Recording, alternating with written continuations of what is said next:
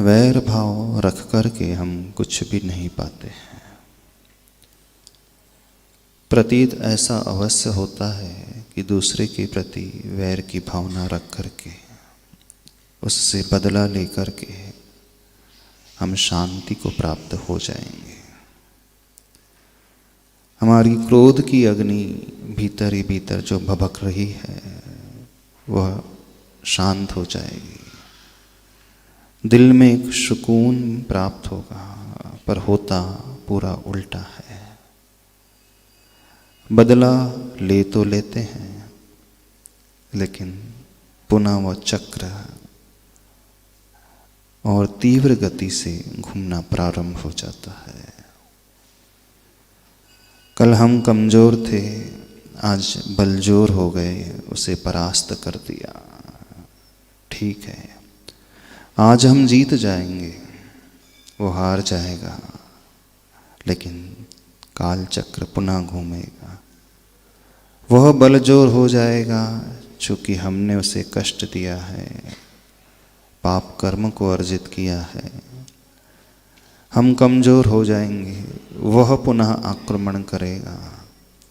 यह आक्रमण और प्रति आक्रमण की परंपरा निरंतर चलती रहेगी, और जब तक ये चलती रहेगी न हम शांति से बैठ सकते हैं, न सामने वाला शांति से बैठ सकता है। दुखी हम भी होते हैं, दुखी वह भी होता है, पीड़ित हम भी होते हैं, पीड़ित वह भी होता है। पर ना जाने क्यों समझ में नहीं आता लोगों को। वो अंदर अपने उन भावनाओं को पुष्ट ही करते रहता है, बढ़ाते ही रहता है, और अहम को बड़ा करके मान लेता है कि मैं बड़ा हो गया हूँ। इसमें बड़प्पन नहीं होता है। सुख शांति बदले लेने में नहीं होती है। क्षमा का भाव एक बार धारण करके देखे तो सही। बदला लेने का आनंद चंद पलों का होता है, लेकिन क्षमा का आनंद जीवन भर का होता है, भवों भवों का होता है। निर्णय हमें करना है कि हम क्या चाहते हैं। चंद पल के आनंद को चाहते हैं कि हमेशा के आनंद को चाहते हैं। प्रभु ने क्षमा का भाव धारण किया, इसीलिए अभी अनंत काल तक सुख को पा रहे हैं। लेकिन संसारी जीव हमेशा बदला लेने की कोशिश करता है, और अहम की पुष्टि से सोचता है कि मैंने अपना कार्य कर लिया, लेकिन वो भविष्य में हमेशा दुखी रहता है। तो जो समझदार व्यक्ति होता है, वीर होता है, ज्ञानी होता है, विद्वान होता है, वह बदले के भाव को त्याग करके स्वयं बदल जाता है। स्वयं बदलना सीखे, वास्तविक बदला यही होता है, जहाँ हमारे भीतर बदलाहट आती है।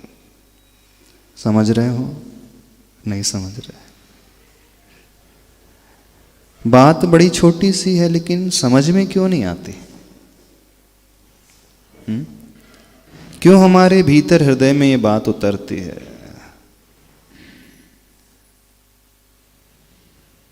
कैसे दो मुही हैं अपन सभी लोग। उन प्रभु की उपासना करते हैं जिन्होंने क्षमा धारण की, लेकिन कार्य उनसे विपरीत करते हैं, नहीं करते। प्रभु की पूजा करते हैं जो क्षमा से सहित होते हैं, लेकिन प्रयोग में सिवाय बदला का और कुछ नहीं होता। थोड़ा सा एक पुरुषार्थ करने की कोशिश करें। अब वह पुरुषार्थ कठिन अवश्य होगा, क्योंकि हम अनादिकाल के संस्कार के विपरीत जाने की बात कर रहे हैं। सबकी आदत, सबके संस्कार वैर भाव के ही हैं, अहम के पोषण के ही हैं, बदले लेने के ही हैं। हाँ, जीवन में कुछ नया करना होता है, लीक से हटकर करना होता है, तो मेहनत तो अवश्य लगती है, आसानी से नहीं हो जाता। उस लीक को यदि हम तोड़ना चाहते हैं, थोड़ा सा कठिन भी लगेगा, असंभव जैसा लगेगा, लेकिन ऐसा कुछ होता नहीं।